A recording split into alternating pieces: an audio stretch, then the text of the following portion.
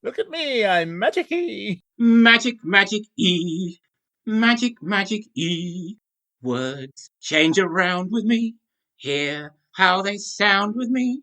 See, they are found with me. I'm magic, magic E. I like this, the Jake box. I love magic E.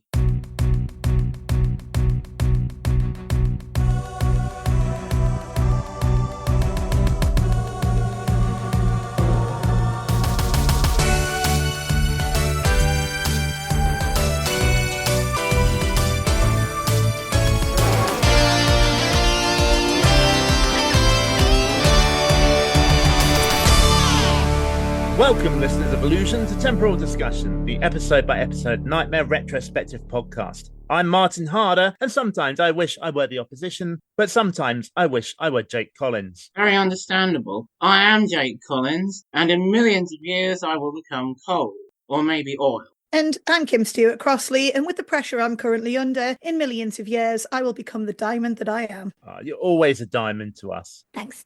Today, we're taking a look at Series 5, Episode 11, which was shown on CITV on Friday, the 15th of November, 1991. Top in the UK box office was The Fisher King, a comedy drama starring Robin Williams and Jeff Bridges, and was directed by Terry Gilliam. It describes the tale of a radio DJ trying to find redemption for inadvertently breaking a man's life apart. The Fisher King got 5 Oscar nominations and won 1, making it the only Oscar-winning film of Gilliam's career. Meanwhile, in the US, audiences were flocking to Cape Fear, a neo-noir psychological thriller starring Robert De Niro and directed by Martin Scorsese. As well as being a remake of a 1962 film of the same name, the film is based on a book called The Executioners and was the first Scorsese film to gross over $100 million at the box office. I have not seen this movie. I also have not seen this movie. I've never heard of this movie. Even better. Top of the pop charts was Vic Reeves and the Wonder Stuff with Dizzy, a cover of Tommy Rowe's song about a man so enamoured with his beloved that she does in fact make him dizzy. Great song, and a great version of it as well. You're listening to Temporal Discussion, bringing you the latest news from 1991. In the news this week, on November the 14th, 1991, US and British authorities announced indictments against 2 Libyan intelligence officers, Abdelbasit El Megrari and Lamin Khalifa Fima. They were indicted for their roles in the bombing of Pan Am Flight 103, which exploded over Lockerbie, Scotland on December the 21st, 1988, killing 270 people. The suspects were accused of planting a suitcase bomb on the plane. Libya's refusal to extradite them led to the UN sanctions until they were eventually handed over for trial in 1999. In 2001, El Megrari was convicted and sentenced to life imprisonment, while Fahima was acquitted. The attack remains the deadliest terrorist incident in UK history, with ongoing efforts decades later to hold others accountable. I can't believe how long this thing went on for. Mm-hmm. I watched a documentary a little while ago. I think it was a documentary, it was something on YouTube. And it was about the people who basically had to man the cleanup efforts. And it's something we kind of forget about a little bit when this kind of thing happens. And obviously we think about the people on the scene, the police, the paramedics, all those who are working. But the people who sometimes volunteer and are sometimes drafted in through work to go and retrieve things like suitcases out of trees, plane parts out of trees, and I think that was what hit me like hard as to how wide an area this affected. And now time turns. The recording light burns. Timeout is gone. The podcast is on. Fright night's coming. Goblins in the corridor. Drop the spyglass. Drop it, I said. Wake up, Pickle! I said, wake up! What? Oh, sorry, Master. Sorry. Terrible dream. We were guiding this quest, and I turned round, and in the chair instead of you, it was the opposition. Really? Sometimes I wish I were the opposition. Well, at least I'd be winning, idiot elf. Now, come on, get moving. The boys are waiting, and the watchers need updating. Sorry, Lord Fear. I mean, Master, only joking. Ian, Grant, and Richard are in the game, guiding Alex in level 1. They're from Dr. Challoner's grammar school in Leafy Bucks. 9 minutes on the path, Master, carrying, let me see, a green arrow, a bar of gold, and delivering a mysterious book which Hordries put in the knapsack. At last.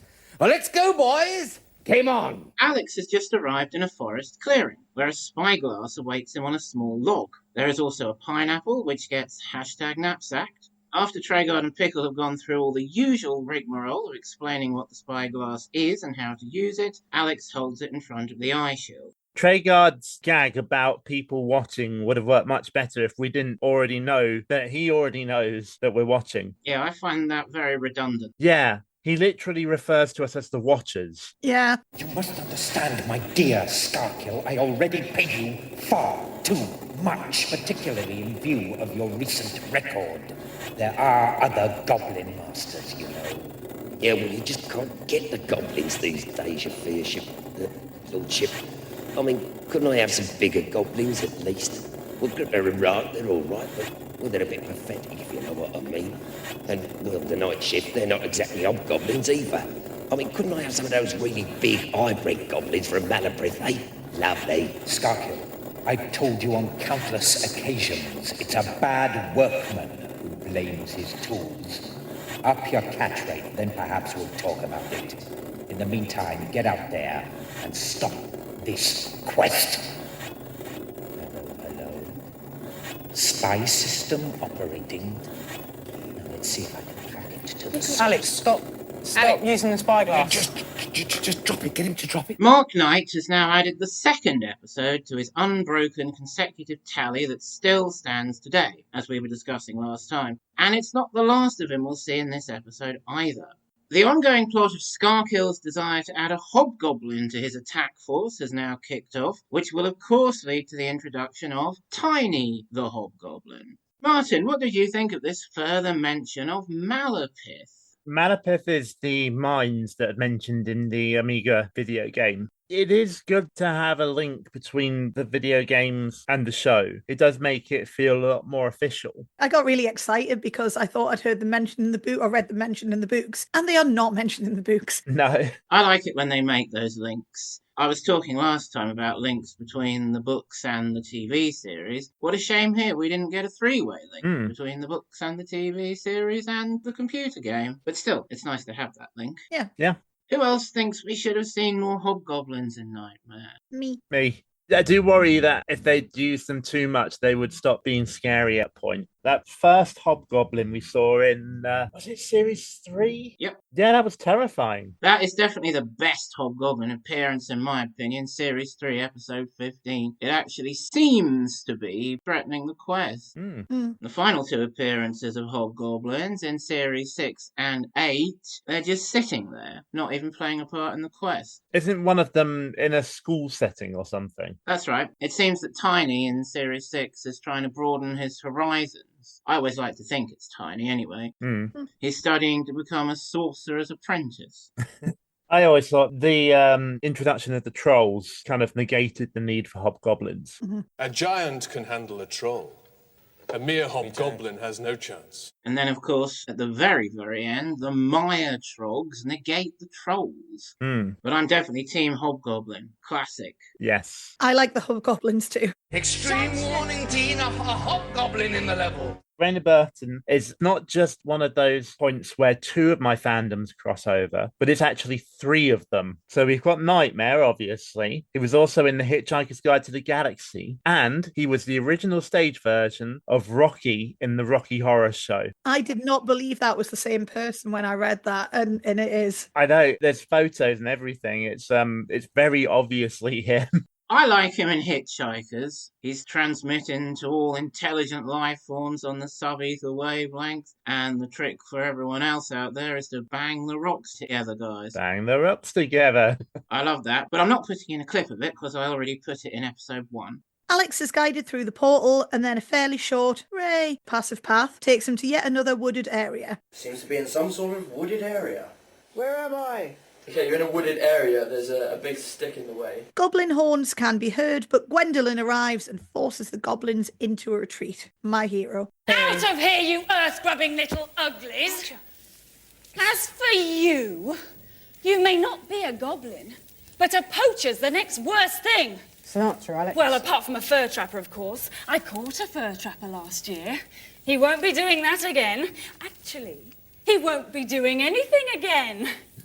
Now let's have a look at you. What's your name? Alex.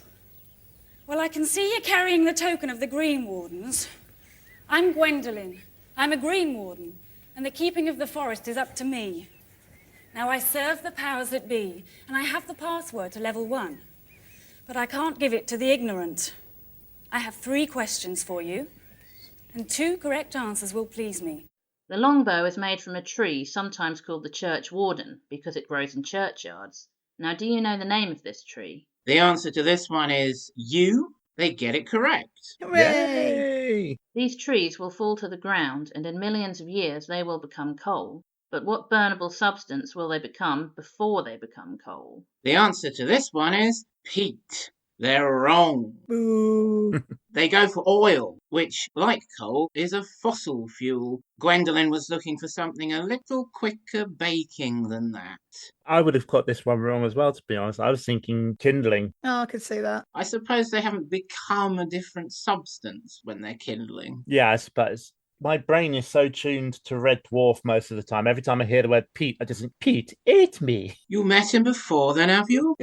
He must be really out of sorts. He's never eaten me before. Because I live in the 90s, my brain immediately goes to Peter Rivers from Heartbreak High. I think of Tony Robinson cutting peat out of the ground on Worst Jobs in History. So a more accurate Pete than either of ours then. Yes. Jack-o'-lanterns are strange, flickering lights sometimes seen over marshy ground.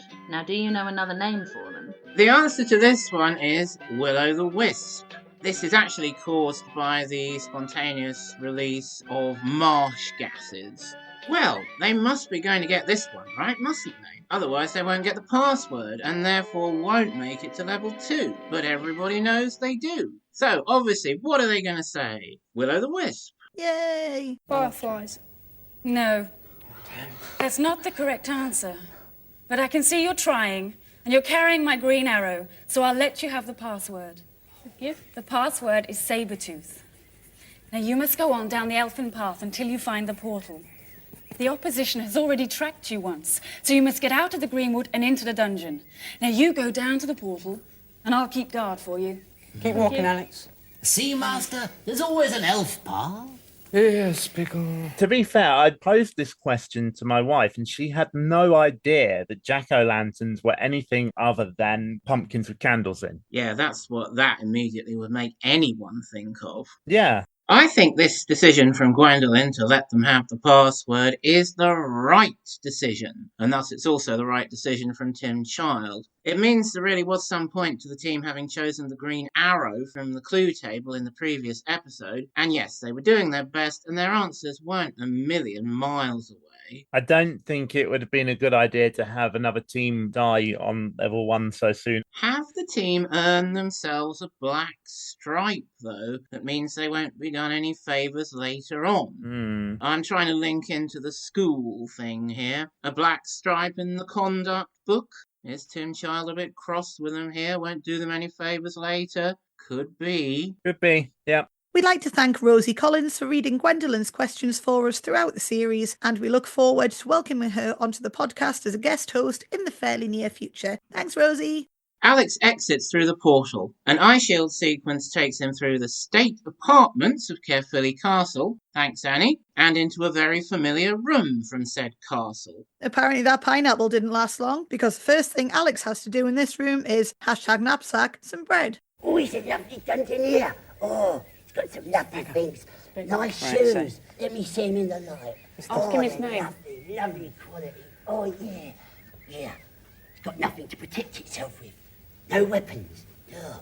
Here, I'll tell you what. How about if Sylvester, that's me, I'll be your friend and I can carry all your lovely things for you. How about that? Tell him that you got something to give to him, you know. What's your surname? Hands. Sylvester hands. You know, hands like feet, but the other end of your body. You like that? Okay. So I'm only just now realising how much Sly Hand's entrance dialogue is repeated throughout the series. Oh, it's a lovely dungeon here. It's got nothing to protect itself. I'll carry your things and all that. Perhaps that's why Paul Valentine was particularly pleased here that Alex laughed at his hands like feet, but up the other end of your body. You like that, don't you? Yeah. That's not so bad because that's kind of a catchphrase. But I think that the improvisation definitely did develop with Sly Hands. Already he's becoming much more the character that we know as Sly Hands. That does mean, unfortunately, he is losing some of his sinister edge. Yeah, I liked him being sinister. I did too. I mean, I still like the character even when he became a bit more buffoonish, but Sinister Hands was actually frightening. Mm-hmm. It'll be interesting to see when we get to January how much of that he manages to recapture. Yeah, I haven't revisited January's Quest for quite some time, but yeah, I got some fond memories of that one. I have a book for you. From yeah? Yeah, from Haldress. Who? Haldress. Aldrich? Aldrich? Oh, I can't read. Have you got anything else? No, it's important that you have this book. Well, let's have a look at it. Is it lovely quality? Yep. Oh, it's got nice pictures in it. Oh, can I have a look? Yes. Oh, I like looking at writing. I don't understand it, but I like looking at it. Oh, yeah. Is that a nice, door over nice. Oh, what's that something? Oh,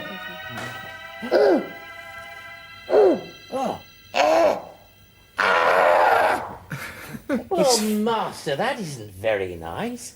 Turning somebody like Sylvester Hands isn't very nice into a hobgoblin.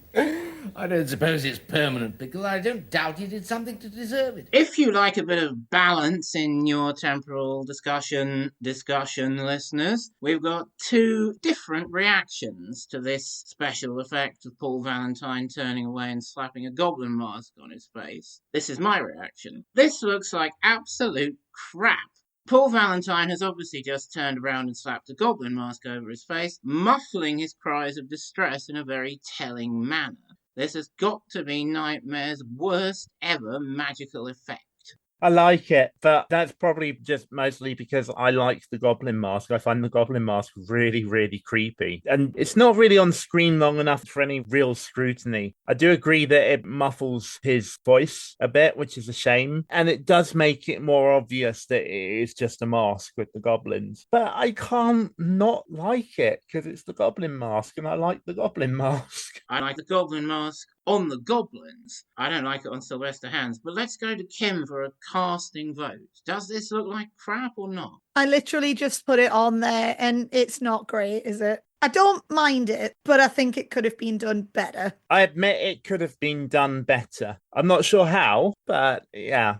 Speaking of things that could have been done better, though, what the heck is going on with David Lerner's line here? Turning someone like Sylvester Hands isn't very nice into a hobgoblin. It's like those fridge magnet poetry things, and someone's just gone and muddled them up a bit. I get the feeling he just delivered it with utter confidence. It just kind of kept going. Yeah. Sometimes it's not what you say, it's how you say it. Fake it till you make it. And David Lerner certainly sounded confident there, so it kind of works. But yeah, it's very awkwardly phrased. I don't think I necessarily would have noticed it so much if I wasn't going through the episode and scrutinising it, looking for things to comment on.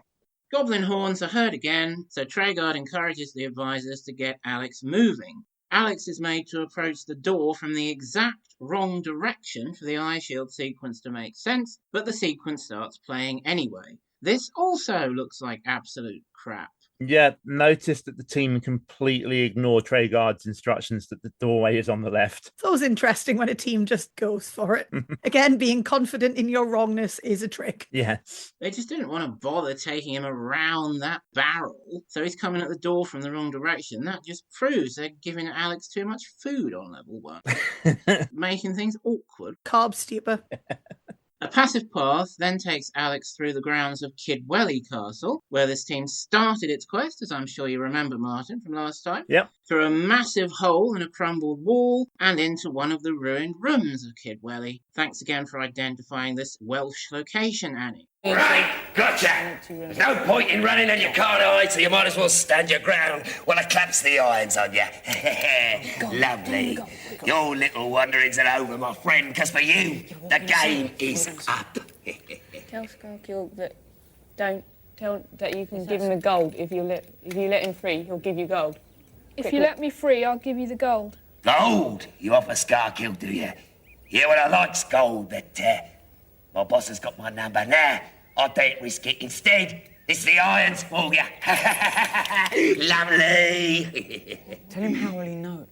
Say how will he know if if you've just got the gold and he won't know if you're dead or not? How will he know? If I give you the gold, he won't have to How will he know?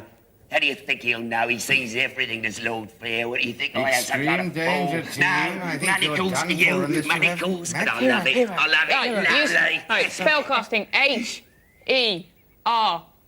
This would probably just be being unobservant. But when did they stop putting the letters up on the screen when they did spellcasting? It's not just you, because I didn't even think about it. And then I'm like, oh, hang on. Yeah. Don't like it. I mean, I admit, like, the spellcasting, when it does come up on the screen, it's a bit look and read.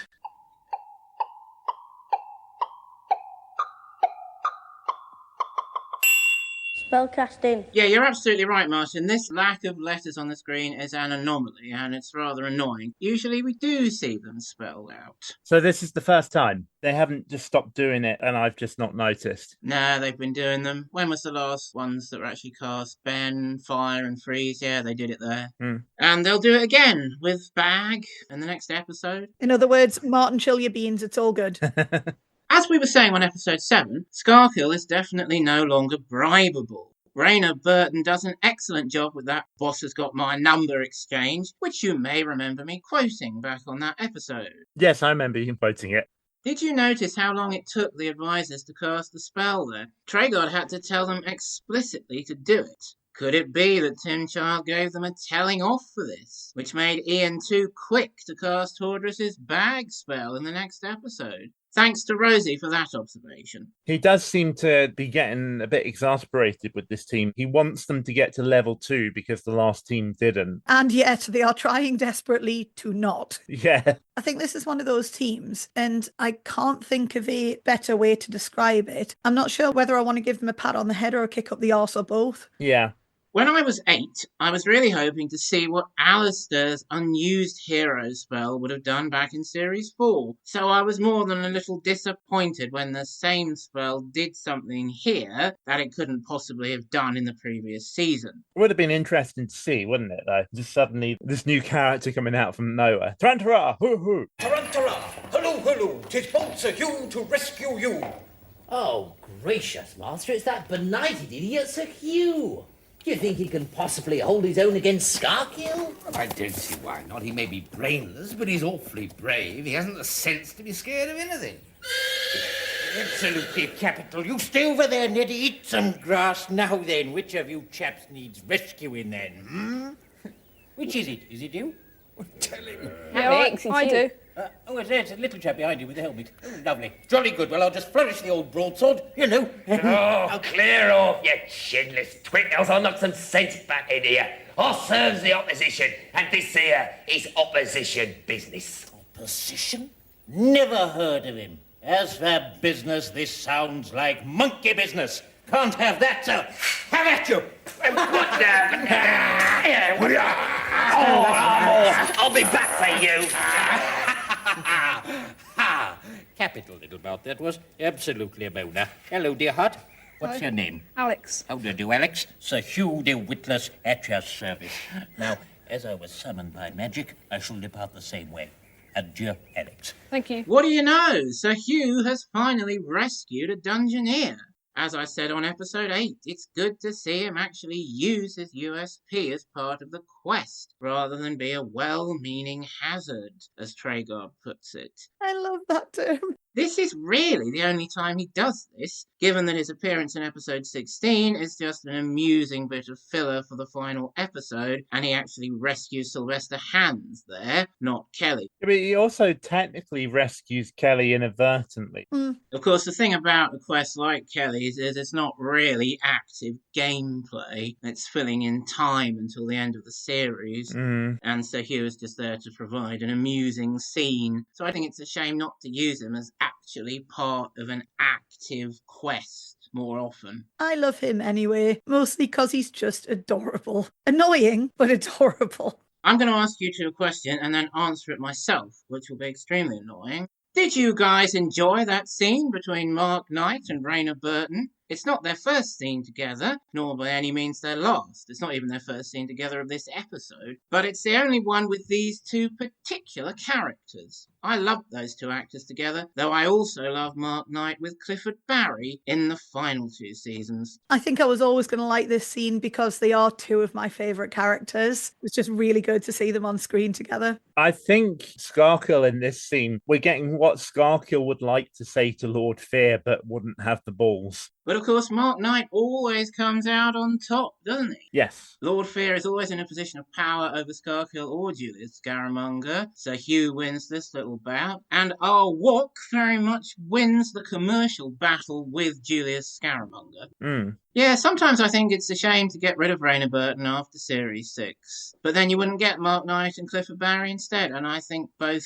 pairs do some wonderful scenes, spyglass scenes and other scenes. So it's good to have the variety, I guess. Yeah, and I think that was something with all of the Nightmare actors. They all seem to work really well with each other. Even if it wasn't entirely rehearsed, they all seem to improv quite well with each other as well. Because they're all stage actors, aren't they? Mm-hmm. They all have some experience with improv. I think it always showed when it was scripted as well, like the Cedric Folly insult battle way back when was obviously scripted and felt like it invoked a bit of cringe. Yeah. But this didn't. And I don't think any future scenes with multiple characters do. I think if it's scripted, it always felt cringe, but these guys were always really good with each other. So that worked. Alex is guided out, leading to yet another passive path through castle grounds that eventually takes him to the level 1 blocker area. Okay, Alex, you're in a room with an exit on the far side. There seems to be an object on a box. Okay, walk forward. Stop. Turn to your left. Walk forward. Can you see the box? Yes. What's on it? It's a fish. Today's fish is trout a la creme. Enjoy your meal. Wow, what a lot of food for one level. Yeah. They're growing boys. Need the potassium. Alex #knapsacks the fish, and I think we all know by now what this is going to trigger. Oh no, Master, it's a blocker. The opposition's played a blocker. All in all, you're just another face in a wall. All in all, you're just another face in a wall. Password. Sabretooth. Say Sabretooth, Alex. Sabretooth.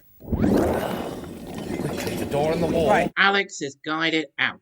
Alex, you're in a room with several different paving stones with different symbols on them, and there's a single exit on the opposite side. Scissors, paper, rock. Okay, What kind of right. symbols? There's scissors, paper, and rocks. Like the game, I think. Oh, yeah. Okay, so, right. Go for the scissors. Yeah? Well, no, get onto the rock first. Right, yeah. Take a step forward. He's on the rock, so I think that means he is the rock. There's always colored hexagons and pictures on. I gotta watch my step, cause if I get it wrong, I'll fall away. Fall away. This chasm is so deep, I can't see the floor. I gotta cross this bridge to get to the door in the causeway. Causeway. Causeway. As I said on episode 2, Ian's explanation of why it's rock, scissors, paper in that order really helped me to understand this causeway back when I was 8. How do you guys think they did here? They were fast, they were decisive. It's probably the best piece of manoeuvring I've seen before they brought the Fright Night timer in. Yeah, and I wish more teams had actually adopted the clock face method of turning too. It's just so much more precise. Helped by the Dungeoneer immediately responding to what he was asked to do as well. Yeah. So here's a provocative question. Any signs that they might hang around, be a bit overcautious on any causeways they may encounter in the future? No. No. Not from this appearance of the causeway. No. They seem to be a bit of a Marmite team. They're either absolutely on it or not. I think it kind of depends how long they've been recording for, what time of day it is, to be honest. Yeah, 5:45 p.m. That's the killer, isn't it? As we learned last time. Yeah. That's the door right at the back. I shouldn't wait on, Dean. Okay, keep going forward, Alex. Quickly.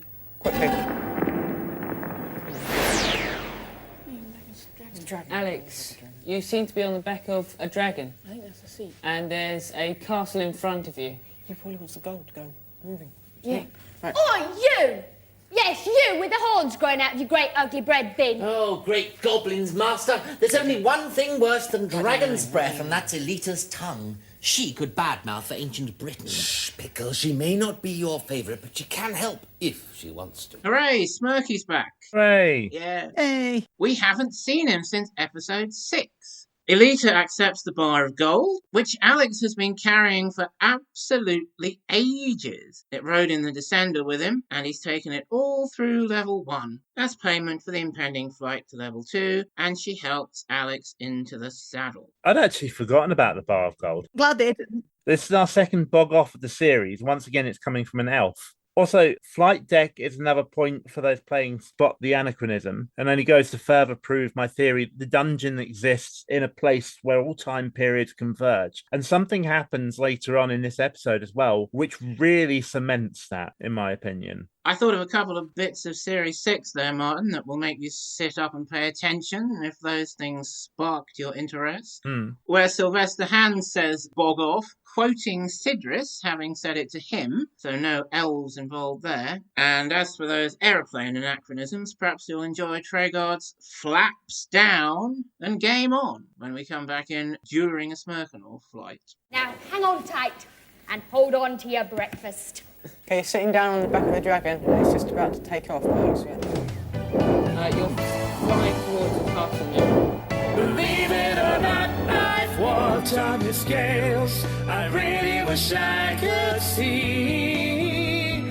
We're flying so high, I hope we don't fail. But could this dragon be? Believe it or not, it's murky.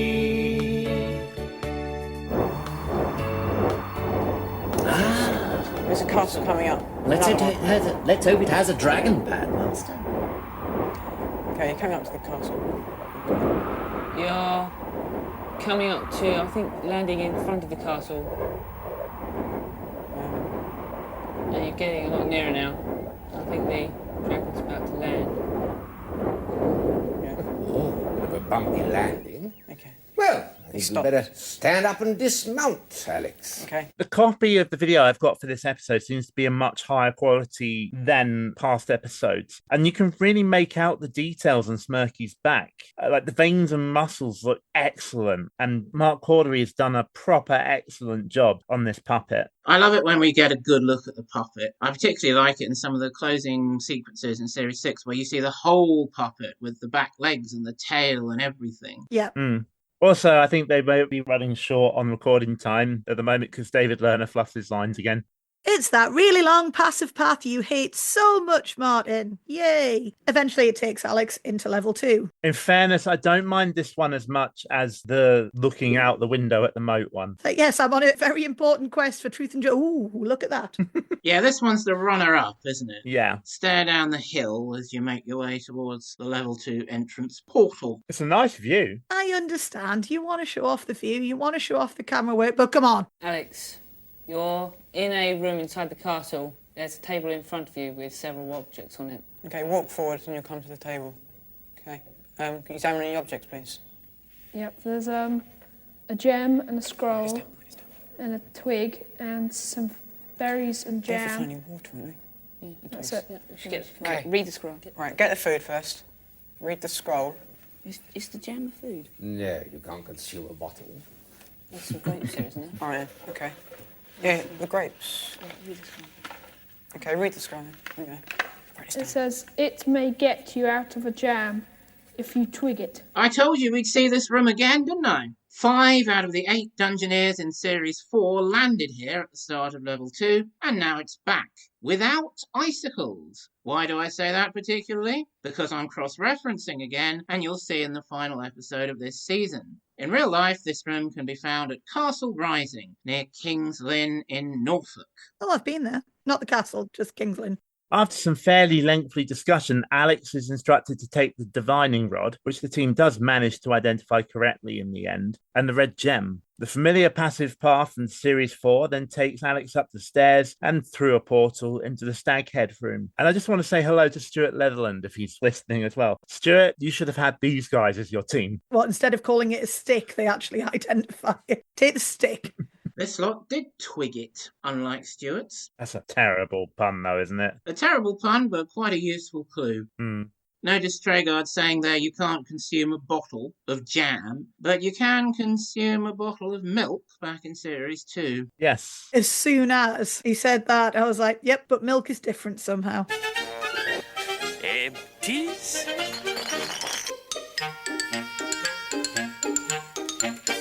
Yes, into the Staghead Room. And as has been mentioned several times on this series of temporal discussion, this is the Great Hall or Banqueting Hall from Hedingham Castle in Essex, and a lovely location it is too. Of course, there was an opinion ventured on episode 1 that this was a little too nice, a little too plush for the dungeon environment. I have a lot more appreciation of it as the series has gone on. I like castles. That's the wizard. What's his name? Hordris. Okay. Alex. That's Alex. Yes. There, you're in a room with an exit on the far wall, and Alita. There's a man sitting down Hordris. with a lady standing next to him. It's It's the Alita. Hordris. I am and afraid, Miss Alita, that one can do nothing for you. Do you wish to try again? Once more, then. Oh, pooh. I was enjoying this one. You're not here to enjoy yourself, Pickle. You're here to serve the powers that be. Anyway, normal service has been suspended for the moment. The Watchers are having a problem with what passes for time in their zone. Isn't their time like our time, then, Master? No, ours is rubbery and elastic. And theirs? All rigid and metallic. Like Fright Nights? No, not really. Absolutely nothing is like Fright Nights. The credits run over a descender sequence. This is the second episode of 3 in which Mark Knight is credited as a character other than Lord Fear. He was also credited as Sir Hugh back in episode 5 of this series, and he's credited as Rothbury in episode 7 of series 7. That's the only episode of Nightmare in which Mark Knight appears, but doesn't play Lord Fear at all. He's never credited as Arwok, of course. I had to rely on the Radio Times to tell me that was him back in 1992. Kind of shows how, I hesitate to say good because it's Arwok, but how effective the makeup for Arwok actually was. In all the worst ways, really. Yeah, in all the worst ways. How's that Hordris and Alita set up for not exactly a cliffhanger, but an intriguing situation to come back to in the next episode? What's up with Alita, and what are they going to try to do about it? I love any kind of indication that Hordris and Alita are going to have a scene together. I genuinely think she's a great character because she will just say whatever is on her mind, and half the time it's what the Watchers are actually thinking. I love her, but also I quite liked her when she lost her voice for a while. She does express herself so clearly still, physically, in the scene coming up with Hordris, with her body language and her acrobatics. Highly entertaining. As someone who talks with their whole body, I can absolutely get behind that. Tregard's description about time in our dimension being rigid and time in their dimension being rubbery really cements my theory, in my opinion, that the dungeon exists at all times. The books lend themselves to that as well. Yeah. It's particularly those last 3 Yearling books that do that. Yeah. With the links from our world to the world of Nightmare. Mm. And I think that is a way to marry together the books and the TV series quite nicely. Yeah. Anything else to say about the episode as a whole? It had a lot of my favourite characters in it, and I'm always here for that. Scarkill remains a favourite. I found him really, really creepy as a kid. He scared me, genuinely. I am a big fan of Sir Hugh, as I've already said. But yeah, good characters. They're not a bad team, even if they do require a little kick up the bum. Yeah. It ticks along. Yeah. It ticks along at a good pace, this episode. A lot of the episodes recently have been consistently not great, but good in that they move along really fast despite ridiculously long passive paths. I think the team have enough charisma to keep you interested as well. Yeah, I think that's important. And as you say, good character interactions, generally a good episode. I think this is classic Nightmare, ticking along nicely, as you say, Martin, in kind of middle gear. Yeah. A couple of episodes ago, Nightmare was kind of in top gear, exciting Lysandra, confrontation, win on level 3. We then went down, I think Rhea would be the first to say, into bottom gear with a level 1 death. And now we're working up through the gears again. Alex makes his way through level 1, gets to level 2, the promise of exciting times to come. Are we going to see level 3 again? It's going to make you want to come back and see just how far we're going to move up those gears next week. Yeah. That's a really good summary. It's a good middle of the quest episode. Yeah. And that's all we can ask for, really, when so much of the episode is taken up with passive paths. Links will be in the description to the Olden Days podcast, featuring me and Rosie talking about all kinds of old movies and TV shows, as well as all my episode commentaries on Spotify. Also, don't forget to check out all 70 issues of the iShield fanzine on archive.org. If you've been enjoying the podcast, please leave us a rating and a review on the platform of your choice. It really helps us grow and reach more people who might actually enjoy what we're doing as much as we do. You can also follow us on Blue Sky at nightmarepod.bsky.social and on Mastodon at topspicy.social/@nightmarepod. We're Nightmare Pod on Threads and Twitter, and you can find us on Instagram at Temporal Discussion. We hate when ads interrupt podcasts, so we're keeping this one ad-free with the help of our supporters on Patreon. You can join them by supporting us at Nightmare Pod. Speaking of which, here's a shout out to keepers of the Book of Quests, David M. Rabbit, Paul McIntosh, Peter Pulsford, and Scott Evans. Advisors: Benjamin Bloom, David Thompson, Kim Harder, Kim Stewart-Crossley, Lord Entropy, where the O is a 0, Paul Craddy, Peter Sidorn, and Pig Ben is. Hello, Piggy, Piggy, Piggy. And of course, our Dungeoneers, Peter Corridge, Dan Heath, and Adam Battersby. If you'd like to hear your name mentioned on the podcast, support us at Dungeoneer level or above on Patreon.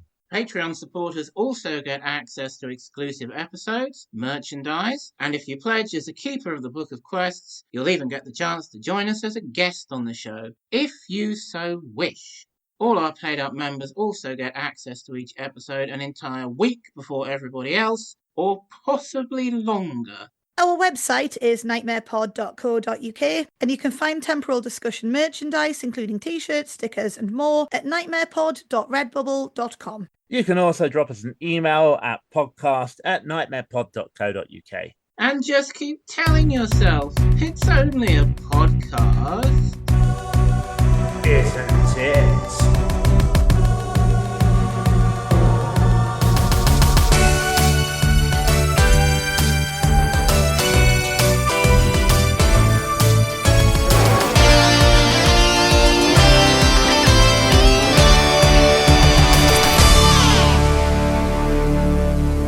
Once I've wrangled this, it's going to sound like we've had a really interesting, intelligent conversation. I've used up all of my words.